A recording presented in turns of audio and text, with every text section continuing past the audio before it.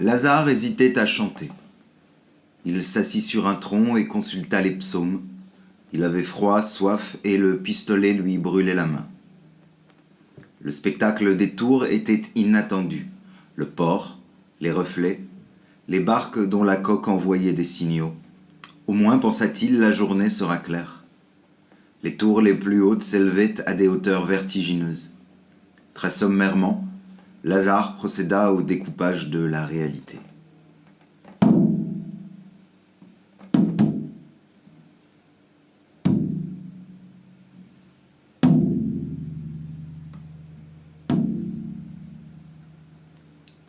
Dans la partie supérieure, un train prenait à son bord les employés et les cols bleus. Il ramassa le tract qui séchait sous la poutre de façon à en avoir le cœur net, pour écarter aussi tout soupçon quant à l'éventuel déclin. Sa vue baissait.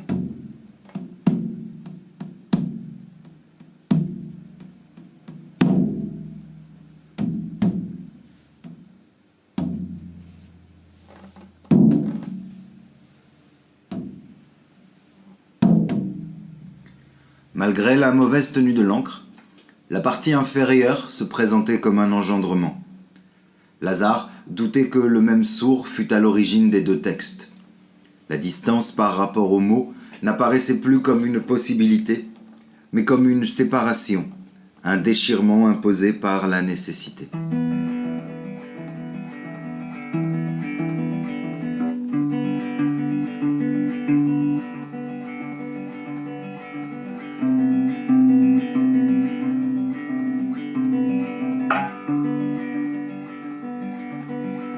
What's left or lost at the end of the road. Ils roulaient vite, traversèrent une forêt. La pluie les prit au dépourvu. You'd figure on some place in the world those whiskey-colored nights. L'homme au volant coupa le contact. Et ils commencèrent à parler. Le temps leur faisait défaut. On les attendait au plus tard dans la soirée. L'homme au manteau beige semblait épuisé, laissait parfois une phrase en l'air, avec Louis, sans Louis. Tout autour de lui, la poudre tournoyait. Confronté à l'obstination des lignes, Lazare se résigna aux vertèbres et sa tête structurait les points au rythme d'une épine, et c'était une méthode fastidieuse, voyez. Les crosses étaient rendues progressives par l'absence d'horizon. Par prudence, il se rendit à quatre pattes jusqu'à la chaise dans le coin du jardin. Il se couvrit la bouche. La jeune femme, assise à la table, lui tendit une hache et une poignée d'orge. Poli et digne, il était l'opposé du portrait qu'elle en avait.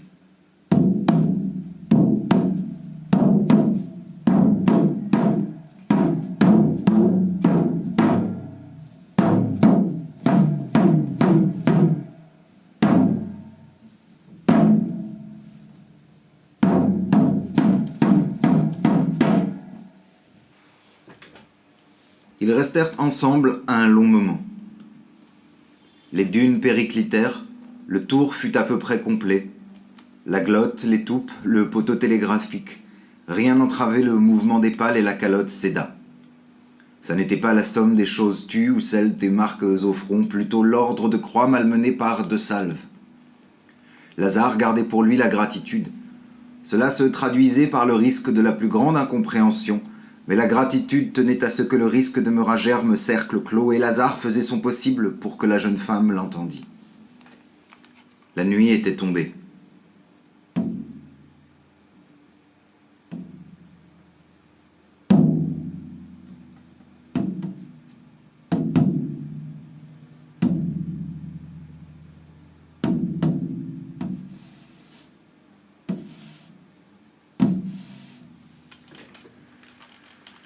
Ils se tenaient côte à côte, éloignés seulement par l'océan qui prenait sa source.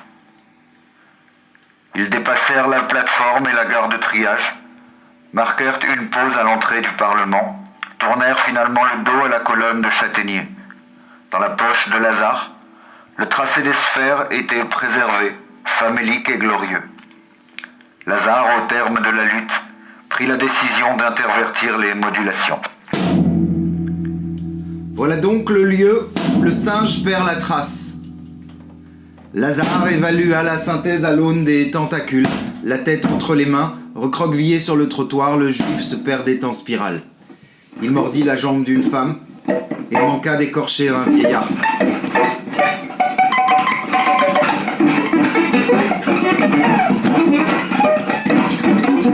C'était sans doute un mauvais pli, un corps de chasse trop éphémère.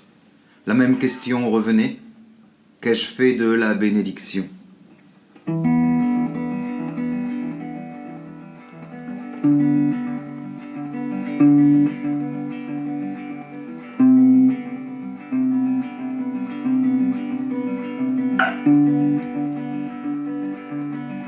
Lazare lançait des regards terribles à la meute, et tous commettaient l'erreur de croire en leur ombre, semblable par cela à ces peaux qu'un abîme étreint. Il passait en baissant les yeux, s'exclamait. Les tissus étaient bleus, violacés, puis la plaie fut une autre vie, et seule la douleur subsista. Les murs, le dépôt de salive, le souvenir de la montagne. Les tiraillements erronés et maintenus sous vide à force d'oscillateurs. Il formula l'excuse sans avoir conscience de la charge. La cohorte d'aveugles était venue de loin, ne manifestant guère plus qu'une désapprobation scindée. Qu'attendre des termites à ce point d'une rouge. L'épave tenait en vain. Le dénominateur faisait défaut et s'élimait en hyperventilation. Autour de lui, les mutilés avaient à cœur de faire luire les crécelles, moulins, graisses, pichets. Tous chahutaient les têtards à la lumière du bol, passaient les mains dans les cheveux, nouaient les écharpes pour ne pas prendre froid. Les excuses sortaient d'entre ses lèvres jusqu'à l'étourdissement. Et plusieurs fois, il crut sentir ses dents s'émuder. Chaque mot, en ce qu'il était construction, pardon accordé à l'absence, devenait susceptible d'être entendu. D'où le thé entre les yeux, le nez relié aux sourcils. Que dire de la bouche de Lazare ? Ronde, creuse, point par lequel la réponse se révélait à elle-même.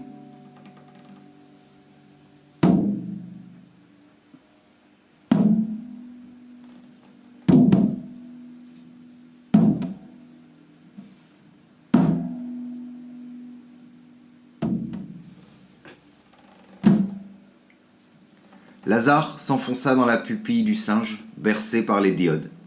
Sa bouche était sèche, élargissant chaque trou avec la complicité du pal. Il comprit qu'à chaque mètre correspondait un cercle, qu'à chaque cercle correspondait un marbre. Et si sa réflexion s'en trouvait éclairée, il comprit également qu'il ne quitterait sans doute plus la pupille. Qu'aurait fait Louis ? Les choses pourraient toujours s'achever. Je renonce.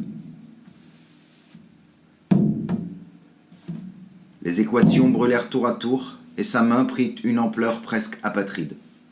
Le corridor était un miroir, l'image du juif s'enfilait d'angle en fragments.